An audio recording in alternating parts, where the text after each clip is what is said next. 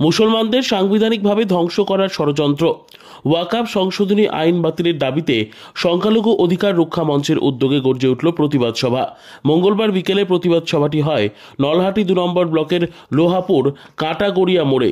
সেই প্রতিবাদ সভায় যোগ দেন এলাকার অসংখ্য সাধারণ মানুষ। এই প্রতিবাদ সভাকে সমর্থন জানিয়ে বাম কংগ্রেস ও তৃণমূল কংগ্রেস সমর্থিত রাজনৈতিক দলগুলিও যোগ দেন। এলাকার বিভিন্ন জায়গা থেকে তারা ভারতের জাতীয় পতাকা উঁচু করে প্রতিবাদ সভায় অংশগ্রহণ করেন। একইভাবে এলাকার মানুষ হাতে প্ল্যাকার্ড নিয়ে কেন্দ্রের বিজেপি সরকারের বিরুদ্ধে স্লোগানের মাধ্যমে সরব হন।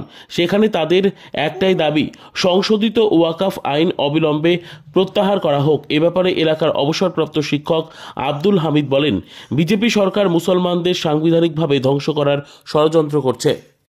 সেই সঙ্গে দেশের অন্যান্য সম্পদের মতোই মুসলমানদের ওয়াকফ সম্পত্তি নিয়ে কর্পোরেটদের হাতে তুলে দেওয়ার এটাও একটা ষড়যন্ত্র করেছে বিজেপি সরকার। এছাড়াও তিনি দাবি তোলেন, 2002 সালে জয়পুরে যে কেন্দ্রীয় ওয়াকফ সম্মেলন হয়েছিল, সেই সম্মেলনে যে প্রস্তাব গৃহীত হয়েছিল সেখানে সাচার কমিটির দেওয়া প্রস্তাবগুলির সামনে রেখে মুসলিম পার্সোনাল ল বোর্ডের সঙ্গে সরকার আলাপ আলোচনা করে মুসলমানদের সম্পত্তি কিভাবে যথাযথ ব্যবহার করা যায় সরকার সেই সংশোধিত আইন বাতিল করে, এমন আইনে পরিণত করুক যাতে মুসলমান সম্প্রদায় যে আইনকে স্বাগত জানাতে পারে।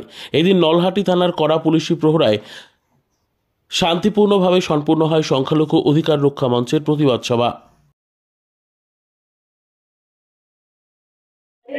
আপনারা নিশ্চয়ই জানেন যে 3রা এপ্রিল এবং 5ই এপ্রিল ভারতবর্ষের পার্লামেন্টে ওয়াকফ সংশোধনী বিলটা আইনে রূপান্তরিত হয়েছে। বর্তমান কেন্দ্রীয় সরকার তাদের সংখ্যার জোরে একটা অসাংবিধানিক বিষয়কে আইনে রূপান্তরিত করেছে। এতে করে 1000 বছরের বেশি সময় ধরে মুসলিমদের উন্নয়নের উদ্দেশ্যে আমাদের পূর্বপুরুষেরা লক্ষ লক্ষ কোটি টাকার সম্পত্তি ওয়াকফ করে গেছেন, আল্লাহর রাস্তায় দান করেছেন আল্লাহর বান্দাদের উন্নয়নের জন্য।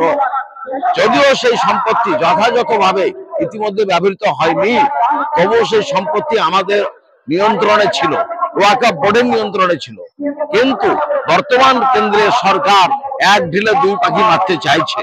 একদিকে যেমন তারা রেল, ব্যাংক, বীমা, কয়লা খনি, তৈলক্ষেত্র, খনিজ সম্পদকে বেসরকারীকরণ করে কর্পোরেটদের হাতে তুলে দিচ্ছে, তেমনি এইখানে ওয়াকফ আইনটাকেও তারা করে ওয়াকফের লক্ষ লক্ষ হাজার হাজার কোটি টাকার সম্পত্তিকে তারা হস্তগত করে মুসলমান সম্প্রদায়ের অর্থনৈতিক মেরুদণ্ডকে ভেঙে দিতে চাইছে এবং ওয়াকফ সম্পত্তিকে সরকারি সম্পত্তিতে রূপান্তরিত করে তারপরে কর্পোরেটদের হাতে তুলে দেবে।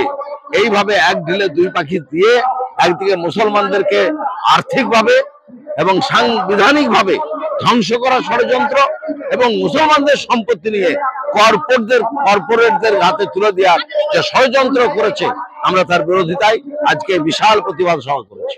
আমাদের দাবি, কেন্দ্র সরকারকে অবিলম্বে এই ওয়াকফ সংশোধনী আইন বাতিল করতে হবে।